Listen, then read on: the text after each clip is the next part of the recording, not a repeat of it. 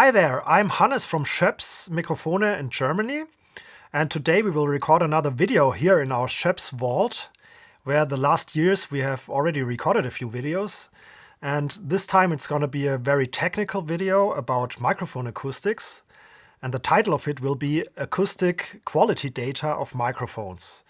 And I call this part 1, because there will be other parts in the future, and part 1 will be about the frequency response and the polar diagram, what really matters about them. Quality is my daily business here at SCHOEPS. I'm the main person responsible for assuring the quality that our products that we deliver have in the end. I'm an electroacoustics engineer, and so my daily business is about quality of the microphones and the acoustic part of the microphones. On the pictures that you see at the moment, you see some pictures that cover what I'm doing and with which tools I'm working every day. And you see some acoustic measurement devices and other things and other measurement devices. So sometimes you really have to take a great effort in assuring quality of a microphone. So you have to go a long way and to make sure that all SCHOEPS microphones that we deliver to our customers are in a good shape acoustically. Also regarding production spread. So we try to keep our production spread as low as possible. We can really say that a SCHOEPS microphone is always as close to another SCHOEPS microphone as possible. So you don't have to care about that one microphone matches to the other one. And to achieve that, we have to watch our quality every day. And there are different aspects of it. And part 1, again, what I'm talking about today, 2 aspects of that are the frequency response and the polar diagram. And the things that matter the most about them will also ensure that the quality of a microphone is good. How do people mainly describe the quality of a microphone? Often users and also people who are using the microphones use terms like a microphone sounds light, or a microphone sounds dark, or the microphone sounds warm. So these are terms that you often hear when people talk about the microphone describing it. These are rather descriptive terms, which everybody will understand, and they're good for that reason. But as an engineer, as myself, you have to find more objective ways of describing the sound of a microphone. And speaking of the sound of the microphone, you have to know that a microphone itself does not sound. The sound is being transmitted by the sound source and not by the microphone. So the microphone only shapes the sound, as well as the room does where the recording takes place. And also the mic placement is a big factor in this chain, in the whole signal chain, as well as, of course, the mixing engineer in the last step of the recording, who also has an influence in shaping the sound. But the microphone itself does not sound, it only shapes the sound. And to describe how the microphone shapes the sound, we can have a look at system theory, which is the best approach in science to describe how a system, like a microphone, changes a signal that comes into it and gives out an output signal. So it's always a black box with an input and an output. And we will have a look today at so-called LTI systems. LTI systems are linear and time invariant systems, which means that the systems in itself behaves quite linearly. And also, it does not matter when you record something or when the system changes what comes into the output signal. It does not matter when this takes place, so time invariant means that. So in those systems, you always have an input systems, which you call x of t, t because it's a time series which goes into the system. Then the system itself can be described by the impulse response, which is denoted as lowercase h of t. And the output signal is mainly called y of t. And y of t is then mathematically speaking can be computed by making a convolution of the input signal with the impulse response. So that little asterisk symbol means convolution. But this is quite abstract and quite mathematical, and people who use microphones do not have to know this. It's just overkill. So what they really want to know should be how the microphone or how the system forms the sound which comes into it in a much less abstract way. And for that, we can use another mathematical transformation of the impulse response, which is called the Fourier transform. And what you can do with the Fourier transform will be the Bode diagram. If you Fourier transform the impulse response, you get the transfer function, and this will be described with a so-called Bode diagram. The name Bode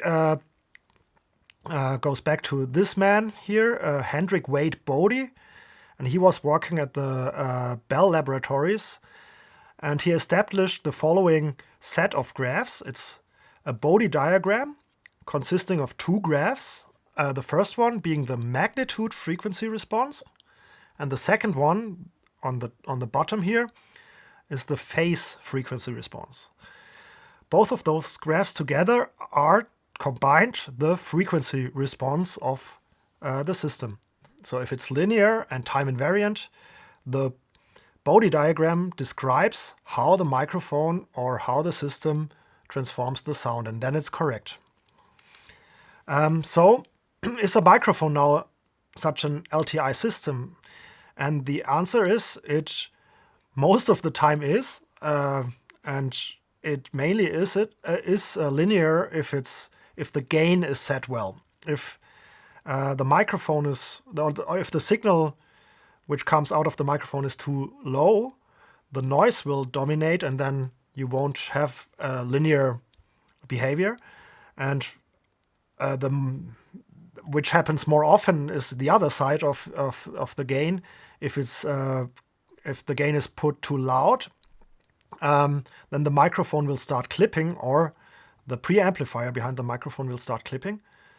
And then the signal will not be linear, or the audio, the sound signal will not be treated linearly anymore by the microphone system.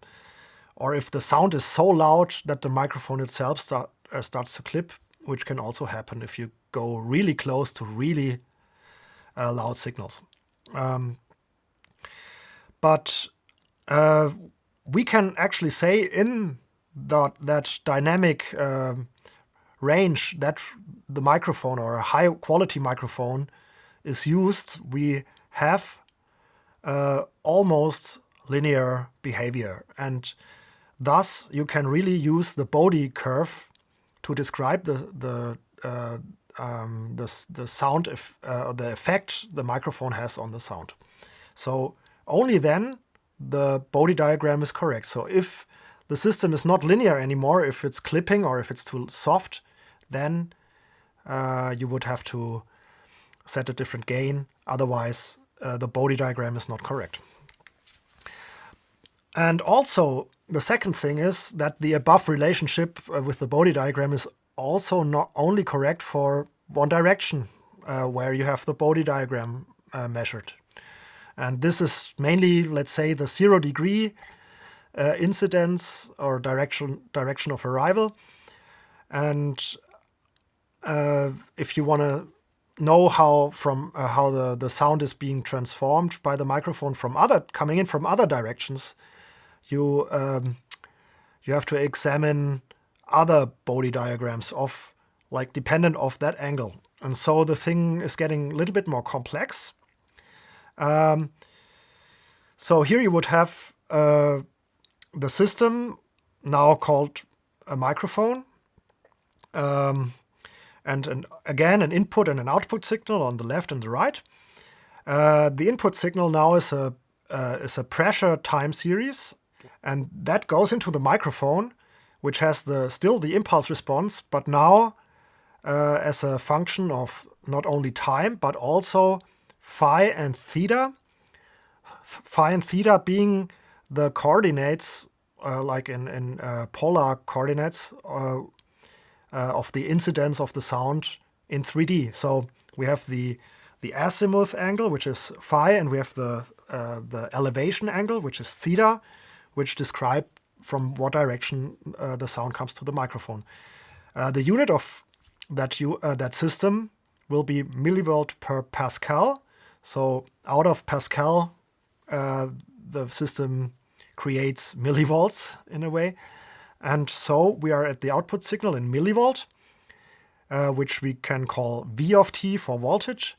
It is a voltage in the end, or an alternating signal, which is that alternating pressure signal convolved with that impulse response of the microphone. So it's depending on the angle and more complex, and that's to keep in mind. So the 0-degree frequency response is just one part of the whole picture. Because this math is quite complex, the engineers try to find ways how to describe the sound, or the sound effect, or the effect of a microphone on sound with more hands-on criteria or more hands-on data. With two things, you have a very good idea on how a microphone transforms the sound, and that is the 0-degree magnitude frequency response and the polar pattern. With those two things, you can very well describe how a mic transmits the sound. So they belong together. They are kind of a set with which you really know what's happening. Here on the slide, you see our catalog data for our studio mic, the V4 by SCHOEPS. And you see the 0-degree magnitude frequency response, the red curve on the top. On the lower end of the slide, you see the polar pattern, the round thing. And you also see another curve, which is the diffuse field curve, for which I will talk about this in a minute again. But from now on, I will not talk about the magnitude frequency response at 0 degrees anymore, and will just call this the frequency response, because this is the term what audio engineers use for the 0-degree magnitude frequency response. It's just called the frequency response. But I showed you the Bode diagram before, and there was not only this magnitude frequency response, but also the phase response. So what about that? Usually in catalog data and in on data that engineers use, audio engineers, the phase is being neglected. The phase can be very important when signals are mixed together, especially when they are combined from different microphones. So like if you do an MS recording mid-side from let's say a cardioid to the front and a figure of 8 to the side, you have two different microphones for which you mix something together. There the phase response could be important because you could get phase cancellation if they are quite different. But this is like one example where it's more important. In most cases, the phase response is not that important at all. Microphones are placed at different places. They have not really correlating signals on each channel. They are the same type of microphones most of the time, so they have the same phase response. And this is why the phase response is not so crucial in most cases. And I also will not talk about the phase response anymore in this talk. I will do this maybe later in one of the other talks, part 2 or 3. of this series. So let's have a closer look at those two main important aspects, the frequency response and the polar pattern. And I will split up the frequency response to on-axis and off-axis, because there's a lot to talk about those two things. If it's on-axis from 0 degree incidence, or if it's from the other angles, if the sound comes from the other angles. So let's have a closer look on that. And what really matters about on-axis curves can be, for that I will describe some aspects about those real microphone measurements that we take here at SCHOEPS. And I will show you no catalog data here, or no averages of a lot of microphones, but real individuals of microphones. So what we see here on the top on our slide is a MK2 capsule measurement from 0 degrees. So the magnitude frequency response from 0 degrees. And below that you see a curve of a MK4, which is our cardioid microphone. So the MK2 is the omnidirectional microphone, and the MK4 is the standard cardioid of SCHOEPS. What you see in both graphs, you see very flat curves until 20 kilohertz. 20 kilohertz is where the microphone transmit sound that is in the hearing spectrum. So everything that humans hear will be treated by this microphone very transparently, since it's flat. So a flat curve means that sound will be changed by the microphone in a very little way. And we call this a transparent microphone then, if it does not change the sound, the natural sound at all. So as the more flat the curve is on axis, the less effect the microphone will have in a free field from 0 degrees. And this is both true in the hearing spectrum for an MK2 as well as for an MK4. These graphs here don't go to the full left of the graph, because these are also not measurements in an anechoic chamber, but these are measurements taken in a bureau room here in our company, which we often use every day. And I wanted to show you real graphs with which I work every day. So these curves here are not representing the very low frequencies. We have other means here in the company, like a Kund tube, to measure those very low frequencies. Or you could go into a big anechoic chamber. It has to be really big to be able to measure very low frequencies. We also have some measurements of those in our talk here later. So above 20 kilohertz again, the very high frequencies, they drop off here on those two measurements. And if you don't want that, we at SCHOEPS, we also sell a different amplifier. So the amplifier, which is directly behind the capsule of the microphone, you can unscrew the capsule of our microphones, and behind there's this little impedance switching amplifier. And we have another, like this is the CMC6, it's the normal standard amplifier for SCHOEPS, which will lead to this drop off in the ultrasonics.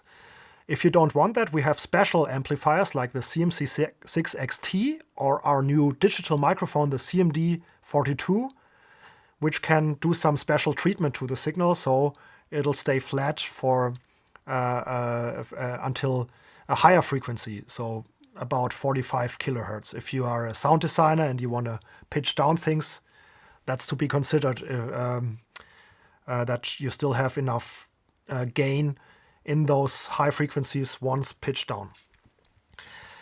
So anyways, what you also see in those curves here, in those 0 degree curves, is a little bit of a ripple. And that ripple might be part of the microphone. It could also be the imperfections of the microphone measurement setup. So there's always a clamp on the microphone which holds it, a suspension, or the microphone stand, which has an effect on the microphone. And this will lead to some diffraction patterns, which will lead to some very tiny constructive or destructive interferences, and they make those ripples into the curves. So we could maybe do a few different setups of measurement and average them, and the curve might be without those ripples if they get averaged out. Or we could try to make an invasive measurement as much as possible, maybe with like nylon strings where we hang the microphone on. But this is not what we do every day. So every day we see that curve with that ripples, very well knowing those ripples are also the microphone suspensions. If it's more broadband, then it's not that. If it's very narrow band ripples, like you see a bit on those curves, not so much. You know, it's not. It doesn't have to be the microphone. So these were small diaphragm microphones, and they have a drop off a bit above 20 kilohertz, so where the ultrasonic starts. So let's have a look at large diaphragm microphones, which we do not build at SCHOEPS at all, but our competitors do, and people like to use those microphones, and for good reasons. They are great large diaphragm capsules out there. But you have to know that these microphones can also be very transparent, like those two examples that I have here are.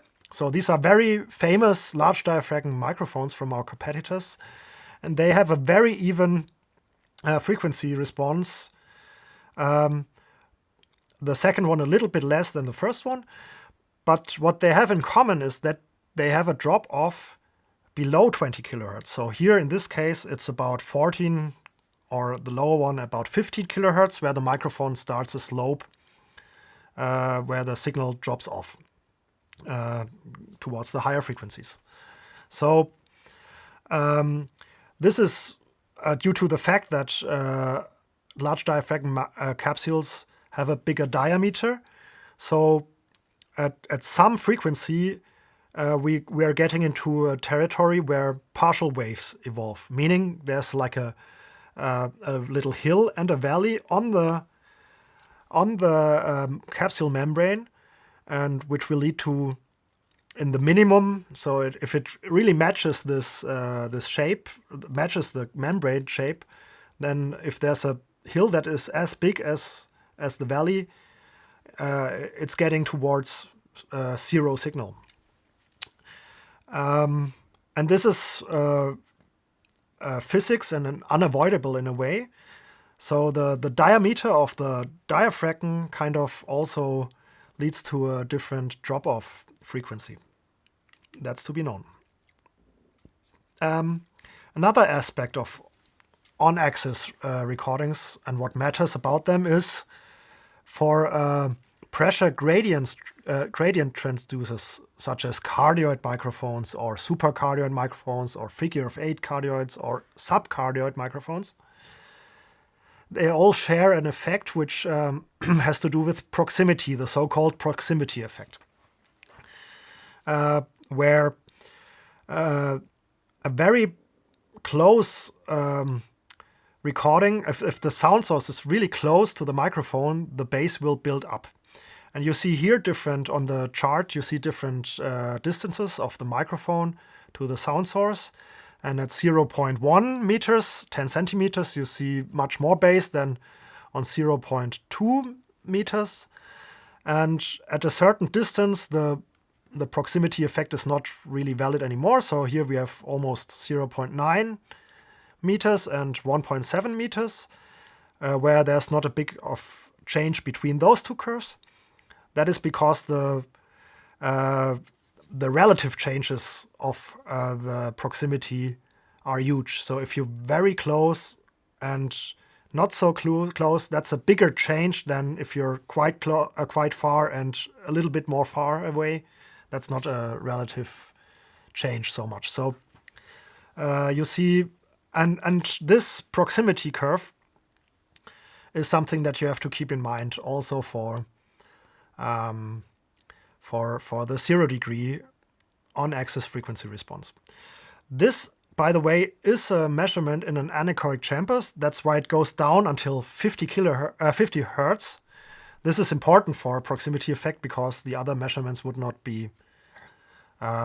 go as far below. Yeah, so let's go further. One other aspect that has to be considered when doing recordings is that on omnidirectional microphones, so in our case, in case of the SCHOEPS Colette series, it's the MK2, for example, there's an effect which is called the pressure build-up effect. And for that reason, that this pressure build-up effect exists, we have different microphones, also omnidirectional, which kind of deal with this effect. And for that, we have the MK2H, the MK2S, and the MK2XS. And what they do is the following. So the problem is that an omnidirectional microphone is very flat and transparent until a certain frequency for all angles that the sound incidence comes into the microphone. But at a certain point, the angles make a difference. This is because, or the reason for that is that the microphone itself has a cylindric shape, and that cylindric shape also disturbs the sound field, which the microphone records at the same time. So there's kind of this front area where the sound will be reflected, and this will lead to a so-called pressure build-up. And from other angles, there will be other diffraction patterns of the sound, leading to constructive or destructive interference at different frequencies. So it'll lead to a different frequency response depending on where the sound comes from. And if you are in a free field, you have a free field curve from different angles. But if you are in the diffuse field, you have a whole sound. The sound comes from all directions, and it'll be like a mixture or an integral over the whole sphere of all frequency response curves from all angles. And this will be the diffuse field curve, which I talked before. We at SCHOEPS, we have different microphones to achieve flat responses depending on what kind of sound field you have. If it's more a free field or if it's more a diffuse field. The MK2 is the transparent microphone for a 0 degree measurement in the free field. So it's very flat until 20 kilohertz and even beyond. And then at other frequencies, it wouldn't, at other angles, it wouldn't be, and also in the diffuse field, it wouldn't be. And for that reasons, we have the MK2H, which is perfect for a mixture between free field and diffuse field at the reverberation radius, where they are both, the power of both are the same. And if you go even further away, we have the MK2S, or in a perfect diffuse field, we have the MK2XS, which transforms the sound of an ideal diffuse field very transparently with a very flat curve. So depending on how far you are away in a reverberant room of the microphone, and if you want to make an omni recording, you should pick the right capsule to get the transparent curve for your pickup. So to summarize all important aspects about the on-axis frequency response and what matters the most, I will put up 4 points here. So the first point would be, if you have a flat frequency response, then you have transparency of your recording in the main recording direction. Another important aspect is also the choice of the microphone, if it's a large diaphragm or a small diaphragm microphone. And if you want to record treble above 50 kilohertz, then you should pick a rather small diaphragm capsule. And if you're recording with a pressure gradient transducer as a cardioid or a figure of 8 microphone, you should be aware of the proximity effect. And also there are pressure microphones, pressure transducers, also called omnidirectional microphones, which are equalized for the free field or the diffuse field or sound fields in between the two extremes. Let's go further to the frequency response off-axis curves. And for that, I will show you first how we measure those. So we could measure those manually, but we have a system, the Bureau Room measurement system, that I talked before about, which can do automated measurements, and it will look like this. So the microphone is on a stand and will be turned by a turntable, and so other incidents of the microphone will be recorded. We are only using the horizontal plane because that microphone that we record here is it is rotationally symmetric, and yeah, so we just need the horizontal plane to know what the whole microphone pickup will look like from off-axis. So that's how we measure it. Now let's go to the curves. So this here is a measurement of an MK4 in an anechoic chamber, which again goes down until 50 Hertz. Very low frequency measurement. You need a big anechoic chamber for that. And you see the 0-degree curve on the top, the blue one, and the red one is the 180-degree curve. So the very far off-axis curve, so the minimum of a cardioid. The MK4 is our standard cardioid microphone. So if you see the two, you see again the ripples on the 0-degree curve, which I talked about before, which are due to some inaccuracies or some imperfections of the measurement system and the clamp and the stand and everything around the microphone, and maybe also some aspects about the microphone itself. But on the 180-degree curve, you see very steep valleys and hills, so dips and peaks, which look quite dramatic. What you have to know about this is that this representation here is done in a logarithmic scale. So the y-axis is in dB, and dB is the logarithm of the amplitude, of the linear amplitude of the microphone. And if we take the same graph and keep away that logarithmic approach, and we'll just plot it in linear terms, it would look like this. So then the lower end of everything is 0, magnitude 0, no magnitude of the amplitude at all. So total silence, and it goes until something, some amplitude value. I here used a method to normalize that value to 1, which would be 0 dB in the log term here. So at 1 kilohertz, both of those curves either cross 0 dB or in the linear term 1. And what you see here is that the ripples that are above 1 are actually look a little bit bigger than before in the log sheet, and that very dramatic ripples on the 180-degree curve do not look any dramatic at all anymore. So this is because that logarithmic thing, if numbers or the numbers that the measurement system here deals with, it's a computer system, if they go very close to 0, 0 is minus infinity in logarithmic terms. So they go to the very bottom, infinitely low if it goes to 0 actually. So, which means that the lower the power gets of what you want to describe, the more this ripples will be stretched apart.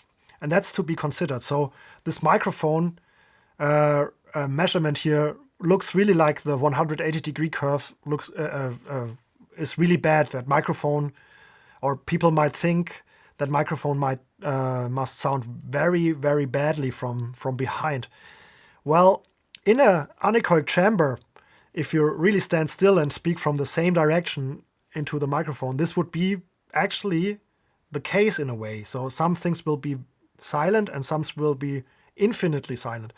But you rarely do recordings in an anechoic room. You always have a reverberant room around you. So the diffuse field of that, also in the if you are outside, you have a floor which is also doing a diffuse field a bit at least.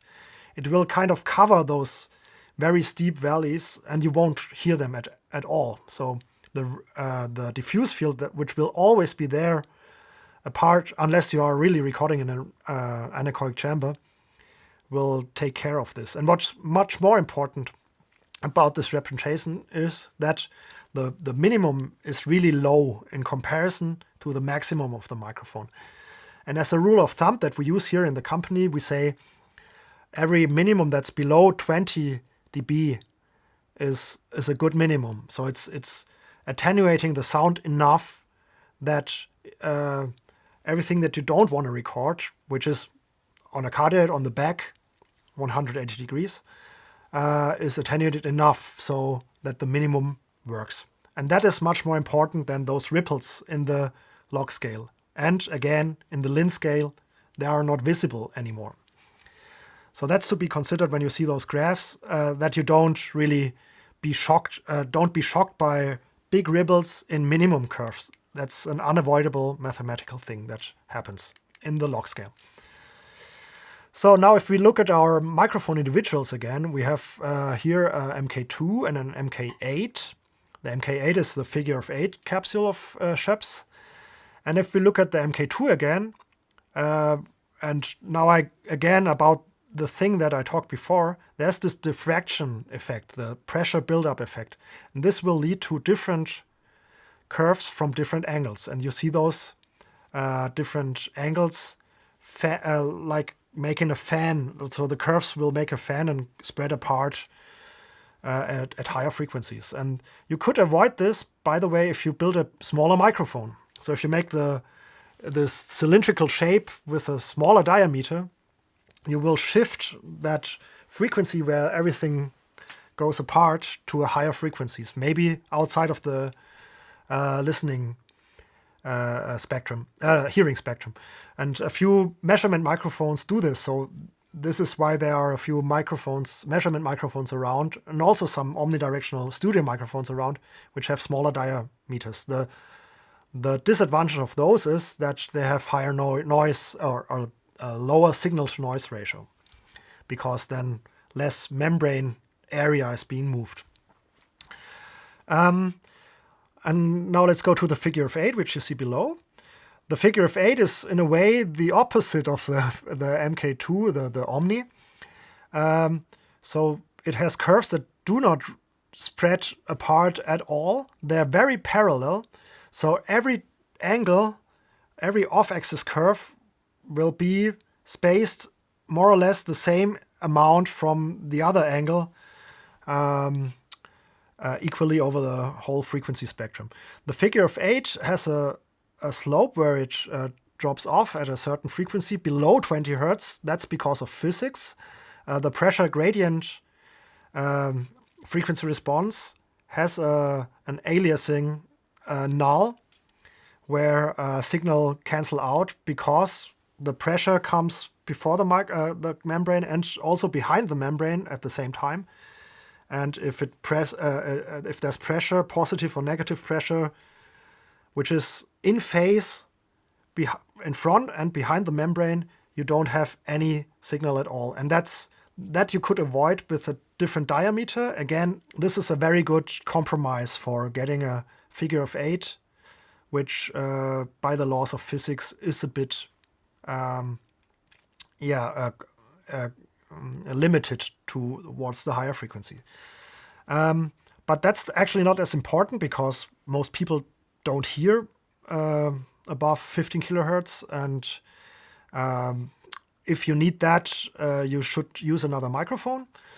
But what's really good about the figure of 8 capsule is it's very deep or very low signal power at the minimum of the microphone. You see that yellow curve here, which is the 90-degree curve. It's really, really low and far beyond 20 dB, minus 20 dB in a bigger frequency spectrum. So a figure of 8 capsule is a very good capsule for attenuating sounds which come from a certain angle if you want that. Like you sometimes used in if you want to record ambience with PA systems, where you put the PA system into the minimum and then you can record signals around it with a great attenuation of the PA system, for example. So that we see here in these curves. And also that the figure of 8 has very parallel curves between the other angles. And speaking about parallel, now we got to some cardioid microphones of SCHOEPS. We have here the subcardioid, the MK21, and the so-called open cardioid. It's a brand name by SCHOEPS, open cardioid, the MK22. The open cardioid is a mixture between a standard cardioid and a subcardioid. So the subcardioid is defined to be minus 3 dB from 90 degrees. A standard cardioid is minus 6 dB from 90 degrees, and the MK22 is in between those two.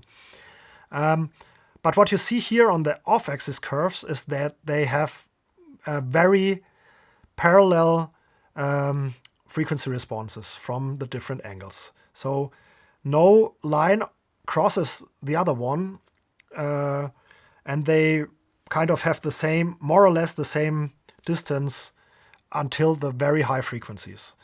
And that's not an easy thing to achieve when designing a microphone.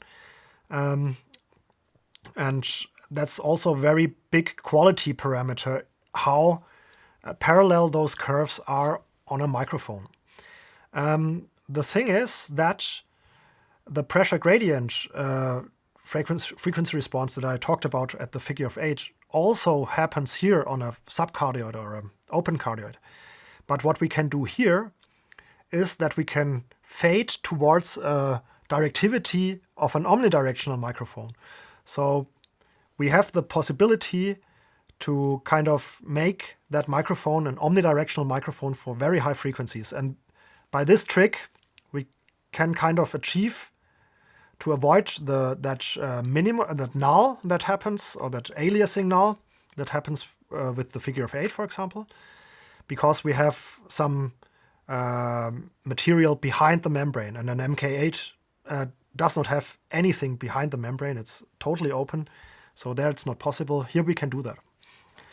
And so, long story short, what those parallel curves do is they will lead to a very natural or transparent sounding room signal, because no matter from where the sound comes to the microphone, it'll be more or less treated the same. So it's very parallel curves. It doesn't matter from which direction it comes. Also, if there's diffuse field, so a sound coming in from all angles at the same time, they will also be treated the same. And then the diffuse field will also sound very natural. So having flat curves is a very good thing for a directive microphone. And they should not cross each other. They should be very parallel. Let's go further to the MK4, the standard cardioid, and the MK41. It's the super cardioid of SCHOEPS. And here you see that those parallel curves are not as good as on the other two directive examples, but they are very good in the sense that they don't really cross each other. If they do at a very low level, below 20 hertz at 20 dB, minus 20 dB, or so they are still quite parallel. And we see that transition here, again, it's about above 6 kilohertz, where the pressure gradient frequency response fades to the omnidirectional directivity. And that's where the true artistry of a microphone designer is being demanded. to design it that those curves still do not cross each other and stay as parallel as possible. And it's more difficult on a standard cardioid or a supercardioid than on a subcardioid. And our two cardioids here are very famous for their natural diffuse sound. And so we are quite happy that those curves look like they do. It's pretty difficult to do. Let's have a look at the large diaphragm microphones. And remember the 0-degree curves that we showed? I told you that they are actually quite transparent at 0 degrees, and the only thing being the slope above 15 kilohertz. But if you look at the off-axis curves here, you will see that here the large diaphragm has a much bigger effect on the natural sound that comes into the microphone to the output signal. So they won't be as natural anymore as a small diaphragm capsule can be, because the directivity of the microphone is not the same as for lower frequencies on the higher frequencies, because of the large diaphragm, which has a bigger effect on higher frequencies than a small diaphragm would have. So you see the first example again, and there you see that also in levels which are not so far below the 0-degree curve, you already have off-axis curves crossing each other from different angles. And the first one is still okay with that. The 180-degree curves has a bit of a back lobe on the high frequencies, and you see that coming pretty close to the 0-degree curve, which is not so great. But maybe the 180-degree curve is not so important for that microphone. On the second example, you have at 90 degrees already, the yellow curve there, an area around 10 kilohertz where it's getting really close to the 0-degree curve. So I will think that from that measurement at least, that this microphone will have quite a harsh sound from 90 degrees. And also this will be applicable to the room. So the room will sound differently than with a small diaphragm capsule if you record with those microphones. It doesn't have, I don't want to say with that those microphones are bad. Those microphones are being used widely in music industry and in broadcast and everywhere for good reasons. They have their upsides, which is, for example, a great signal-to-noise ratio. But you have to know that a large diaphragm capsule is a sound design tool in a way, because you shape the room sound away from a natural recording. So that can sound great, but you're doing an effect on the sound of the sound source, and it'll sound less natural than with a small diaphragm microphone. So summing up those aspects again, I have 3 points here. The first one being parallel off-axis curves are a good thing. If possible, they lead to an uncolored diffuse field sound. Pressure gradient transducers have that transition band where we go from the pressure gradient frequency response towards the omnidirectional frequency response. And that transition band is really important. Like a good microphone does this really well. Maybe a large diaphragm capsule or maybe a not so high quality microphone might not do that in a good way. And the third thing I want to bring up abroad is that a minimum has to be below minus 20 dB. Then it's a good minimum. So enough talk about frequency responses alone. Let's go to the polar diagram, which is like the preferred way of showing how a microphone directivity is like. And at first I will show you how those are being created. So actually you start again with frequency responses, and in this case a whole set of frequency response curves from all angles. And it's quite a nice view actually to have that whole set of frequency responses, but it's not so easy to know which curve is which angle, and you would have a big legend, and I left that legend away for this reason, because it's too many curves. So what the polar diagram does, it picks out certain frequencies of that set of different incident frequency responses, and I color match them to the polar plot on the right. So every color is one curve, or one plot, one polar plot. And what every plot does is it compares the sound from all angles of the direction set of frequency responses to the 0-degree curves. So it's normalized to the 0-degree curves. So every color will show you in the polar plot from what angle how much the sound is being attenuated in comparison to 0 degrees. And that's being done here in octave bands. So every of that arrows is spaced is the same in the logarithmic, meaning like a double of every frequency is from every arrow to the next one.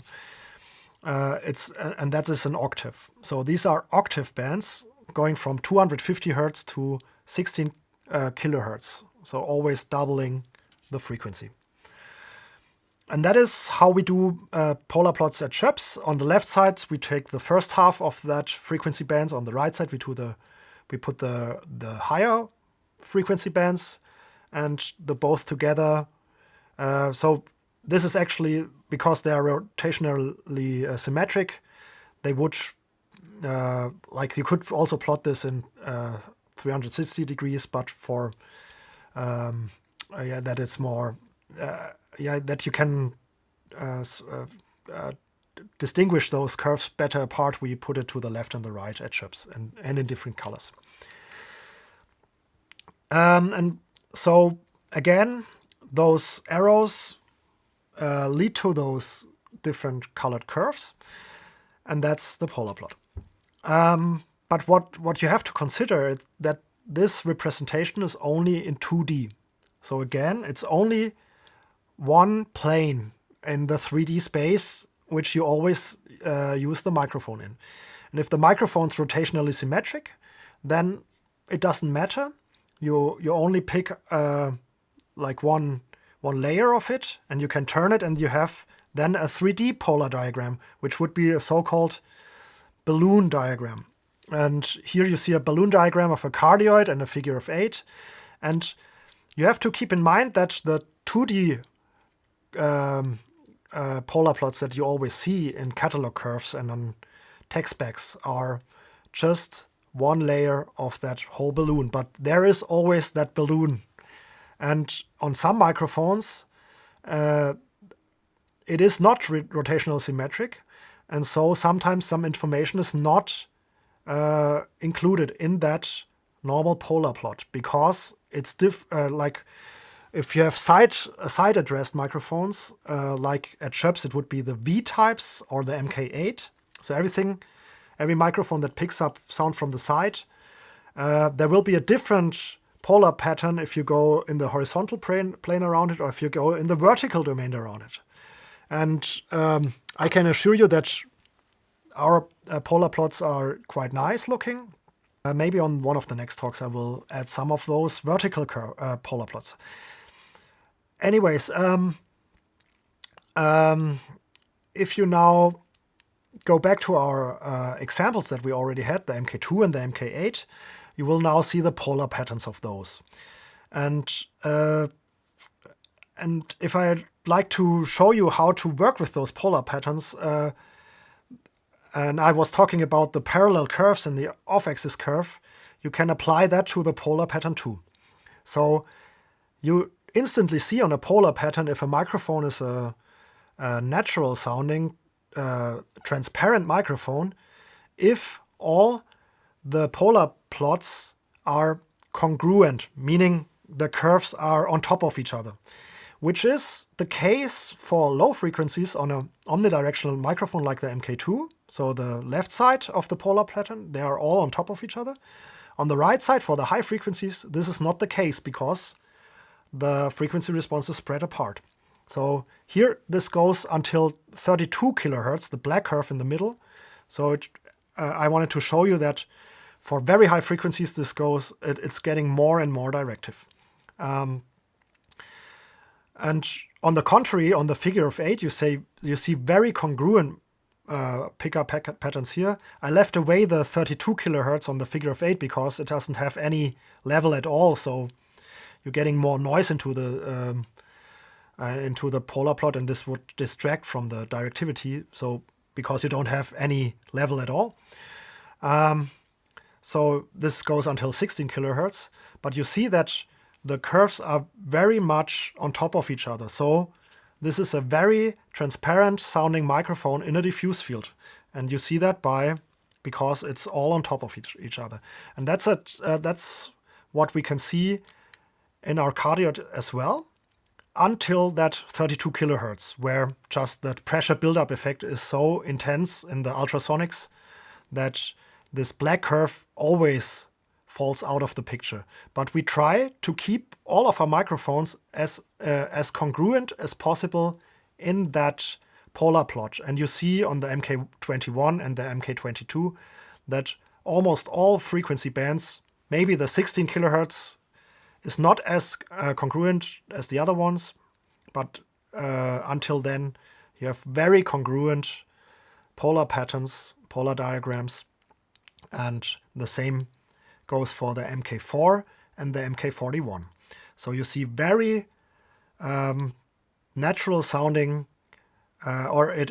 those curves imply, those diagrams apply that the microphone will sound very transparent in the diffuse field, which they actually do. So let's have a look again at our large diaphragm capsules. Again, I told you it's a sound design tool. It shapes the sound of the room. And you also see that here by having not so congruent pickup patterns. If you compare the left to the right, the same as with the MK2, they are different. And on the lower example, you see also some side lobes, which are kind of local maxima in the diagram, which is also something which shows you it's been shaped. So some directions of arrival are being attenuated, some are being a bit boosted depending on the angle and not in a nice congruent way. So to summarize polar patterns and what matters about them, the first point is that you always have to consider 3D polar diagrams. So the 2D plot is only a part of the whole picture. And congruent polar diagrams mean you have an uncolored diffuse field. And also, here again, I go back to one more time. If a minimum is a good one, if it's below minus 20 dB, you can also see that in the pickup pattern. Like here, the back of the cardioid, which is even at about 30 dB in most frequencies. So, and we always have to listen to things as well as to measure. And we do that at SCHOEPS with the same quality as we do our measurements. We try to do listening tests because it's as well as important as doing measurements. And so to do that, we recorded a video that kind of showcases everything that I talked about in this talk, about minima, about how every frequency is being attenuated the same way. Maybe not so much about the diffuse field. There is some diffuse field in an open space. But what we did is we went to a roundabout and we recorded our co-CEO Karin on her Vespa scooter driving around the roundabout and creating a noise. And that noise will be picked up by a microphone which is in the middle of the roundabout, and it'll stay at the same space. So you will hear Karin riding around and the microphone will pick up the scooter differently. This idea was based on that video that Jörg Wuttke, our former technical director, did a few years ago.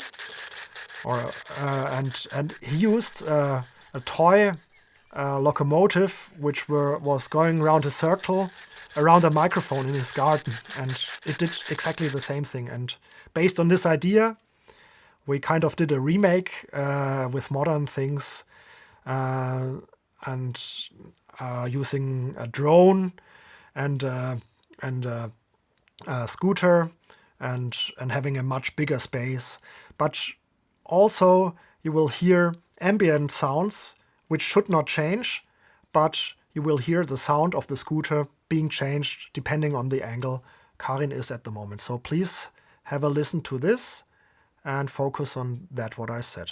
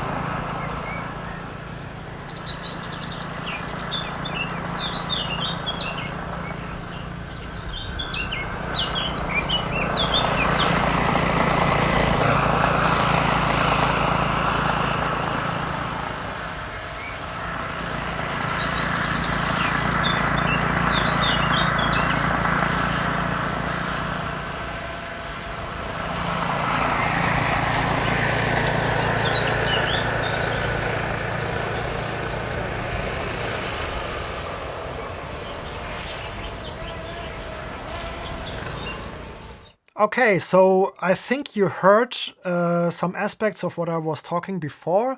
I think it's quite obvious that the figure of 8 has a very great minimum, that the scooter is getting really silent while the ambience is still there.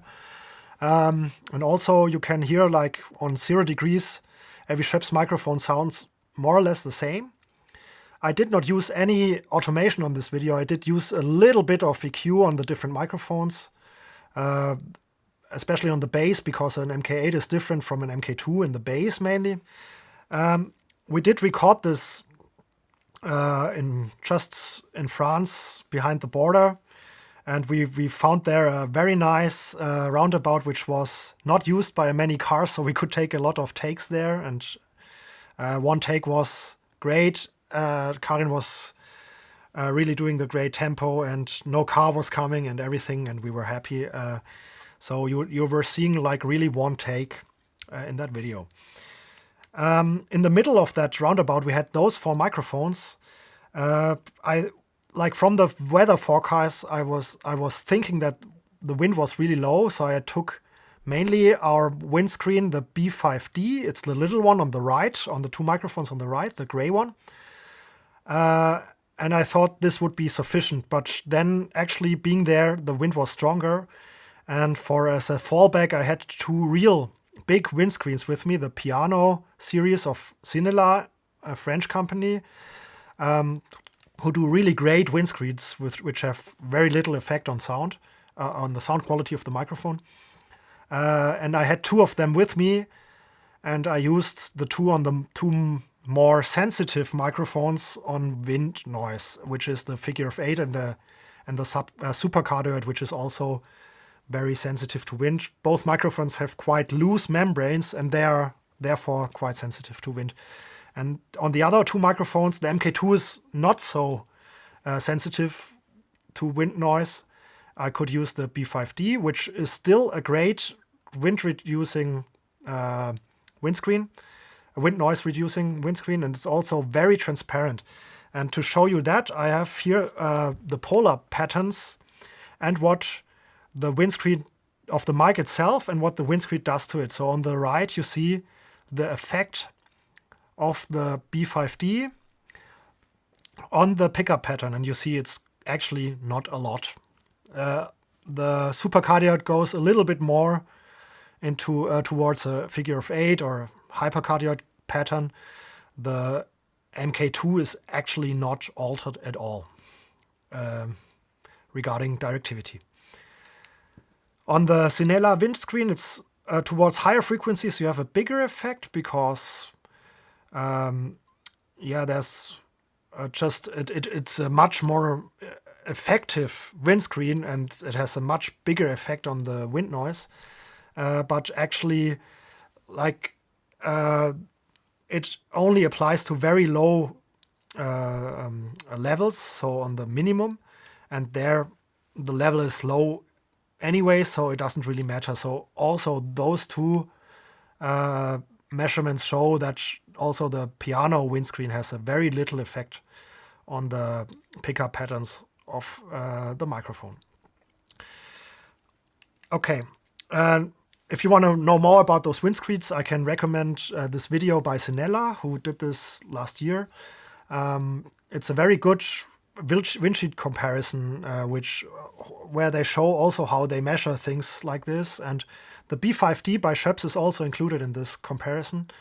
And it's quite an interesting and video which shows you a lot about wind screening on microphones, and I can only recommend it. So this concludes my talk here about microphone acoustics, frequency response and polar diagrams, the first part of my series. And these are my references. And if you want to know more about those things, please visit our website, schoeps.de. You will find a lot of information on different topics. On our product pages, there's sometimes little I buttons where we have background information, and also we have other articles there and other things you can download. And if those questions are still not asked, please write us an email at info@schoeps.de, and we can answer your questions there. All right, thanks for listening. Thanks for staying with me with this quite mathematical topic. And I hope to meet you at some show or maybe in our company. And have a great day. SCHOEPS.